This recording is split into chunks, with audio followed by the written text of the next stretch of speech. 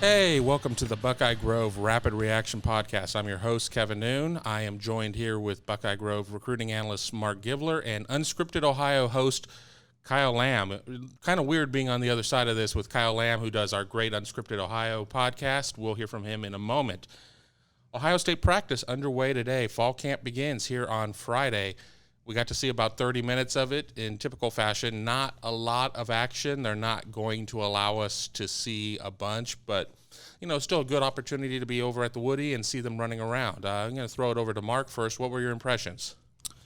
Yeah, everyone looked excited to get out there and take the field with their teammates for the first time in camp, and a lot of energy and very high energy, even though there wasn't a lot of contact and they weren't in full pads.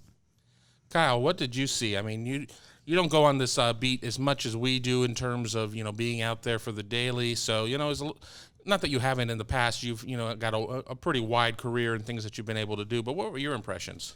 Yeah, it is definitely very fast paced. So if you're not out there every day, it's kind of hard to track what's going on real closely. But it's just there's a lot of guys that looked beefier, looked better shape this year. I think people are going to be really happy. Jeremy Ruckert is a guy that looked a lot bigger and stronger. He was struggling with some physicality last year, but it is very fast paced, and like you said, we only got 15 minutes. So unfortunately, like a lot of individual player synopsis, the player that people might be looking for might be a little difficult to give them. But yeah, it was a good time in the time that we got to be out there. Everybody's going to want to know about the quarterback position. They kept them pretty far away from us. I had the opportunity to see them throw a little bit. Justin Fields got the first opportunities out there. He kind of led the lines. Chris Chuginoff was going second. Mark, was there any position group that you really saw that kind of just stood out to you? I know it's really hard to give a full grade to what we saw, punt and some other just, daily type of things that they were doing. But, what stood out? I thought the receivers looked good. I wasn't seeing a lot of balls hit the ground. They were able to go through a couple of routes, a couple of drills, catching the ball, and everyone looked pretty smooth there. Jalen Gill looks bigger, which I think is important for him playing where he's going to play, probably taking a lot of contact. So I liked those guys.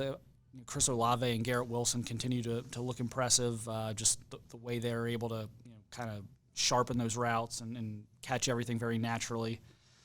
So that was something that stood out to me. I know, one interesting note, it's not earth-shattering or anything, it was expected, but, DeMario McCall and Steele Chambers were both with the running backs.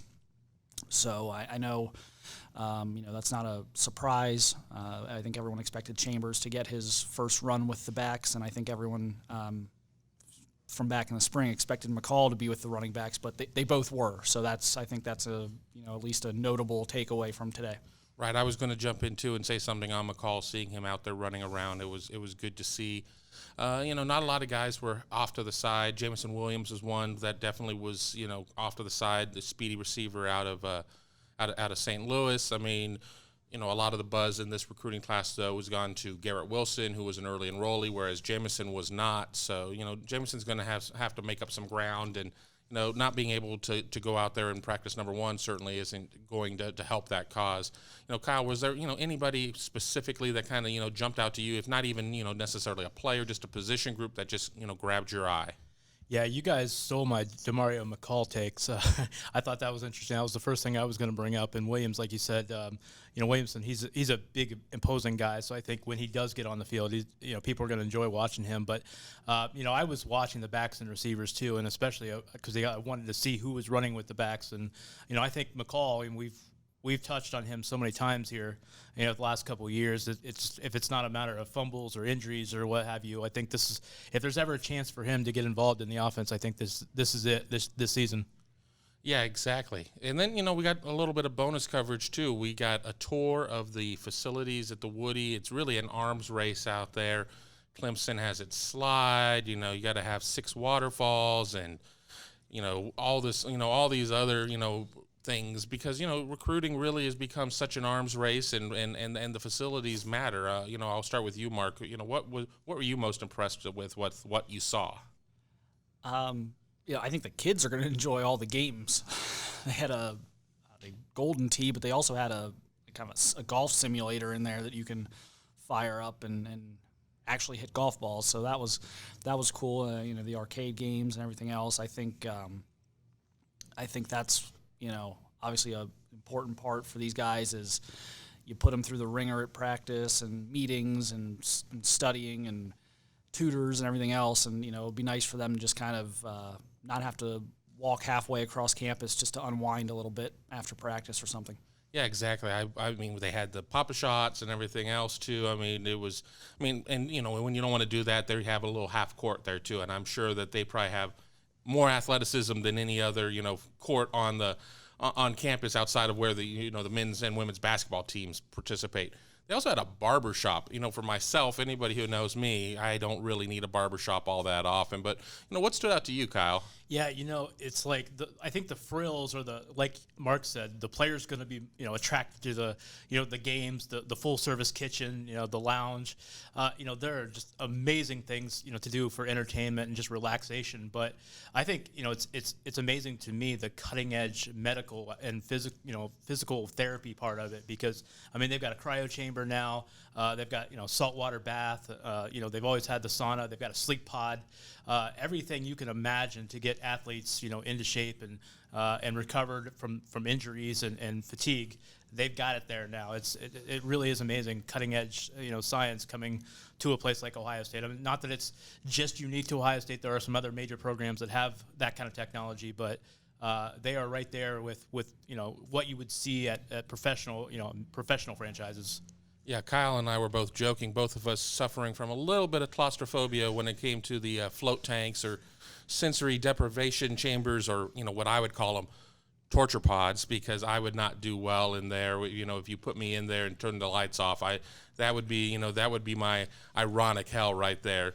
So I want to wrap this thing up with we didn't get a lot of questions answered today. I don't think anybody walked into practice number 1 saying, well, I'm going to get this answered, but I'm going to ask each of you, what is it that you are most looking forward to trying to, get to the bottom of by the time we get through fall camp before the season starts on August 31st? What is that biggest question for you, Mark? For me, every year there's going to be about 3 or 4 guys who are going to be the focal point of the offense.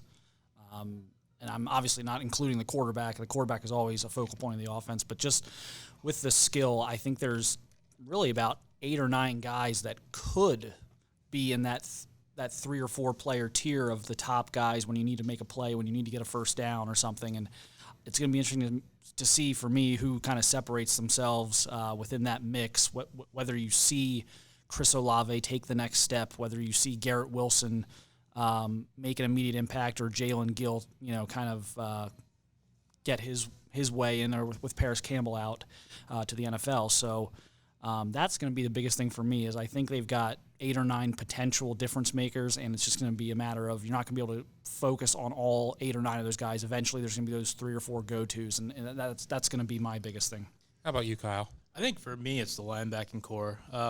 It's cliche to say we're waiting to see what Justin Fields does, and I think that's kind of obvious, but and probably overstating it. So I think for me, to see what Al Washington does with the linebackers and how they perform this season, because they were really the biggest detriment to last year's team when they struggled on defense. So I want to see how the linebackers perform this year. I think that'll be interesting, and probably will say a lot about whether we just see a decent Ohio State defense, or maybe a return to some of the silver bullet defenses we've seen in the past. Yeah, I agree with all that. And for me, I'm still going to stick with the quarterbacks. I'll go for the low-hanging fruit right there. We know that it's Justin Fields' team. Ryan Day, in Chicago said, well, he hasn't earned the starting position yet, but it's going to happen. Nothing is given, so they don't want to sit there and give the appearances of, they brought him in and promised him something. But where's that depth going to come from? Chris Chugunov, he was in the program last year. He's kind of got a little bit of a leg up over Gunnar Hoke. I think Gunnar Hoke is a more physical prospect. He's the son of a former Buckeye. I think he definitely has the ability to step into that next role. And then where does the depth come beyond that? You got Jagger LaRoe, you got J.P. Andrade.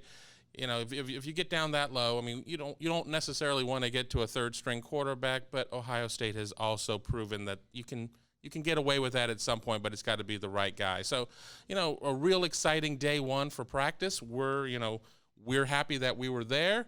We're excited that you're listening to our Rapid Reaction podcast. We're going to wrap things up. Check out Buckeye Grove for all the latest news on practice. We'll have photos and videos and everything else. And excited to bring on Alex Gleitman as well. We talked about that yesterday. It's exciting times here at Buckeye Grove. So, once again, I'm Kevin Noon. Thanks for joining us.